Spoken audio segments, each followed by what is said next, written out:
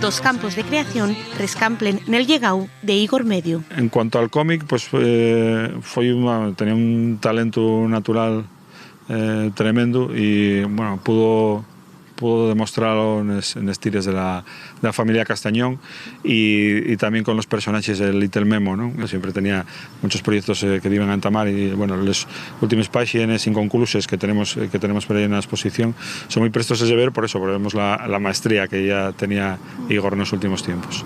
En cuantes a la música, gran parte del traballo fízolo con Felpeyu, pero además junto a grupos que son referentes en el folk asturiano como son Tuenda o DRD, para ese ciclo de folk de cámara que prácticamente inventóse él en una casa natal de Xovianos. Ruma Barbero forma parte del equipo que organiza las actividades de la Selmana, junto a Norman Fernández, Javi Rodríguez o Sonia Tuya, madre de Igor. Entre ellas, una muestra con música de la obra gráfica del artista, la presentación de un documental que también se va a emitir en TPA y de ellos conciertos, entre ellos el del 4 de mayo. Donde vamos a estar Felpeyu como banda base y van a ir pasando grupos con los que trabajó Igor, grupos que produjo Igor. Coincide además que Ruma Barbero publicó este año el cómic Seltegu, ganador del premio Alfonso Iglesias y que fala sobre la xira libanesa de Felpeyu en 2005, un año primero de la muerte de Igor y Carlos. Barbero también es uno de los coordinadores de la obra Igor Medio, el carbón y la arena,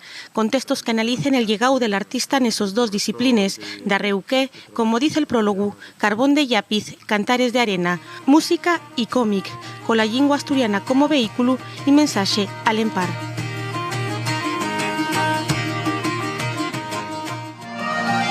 Este que ven es el ensayo del concierto que se celebrará el miércoles en homenaje a Igor Medio y enmarcado en la actividad de la 43ª edición de la Selmana de les Lletres Asturianes.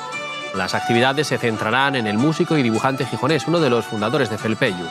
En el concierto actuarán junto al citado grupo otras formaciones como DRD, Tuenda o La Bandinal Tombo, todas con algún vínculo con Igor Medio.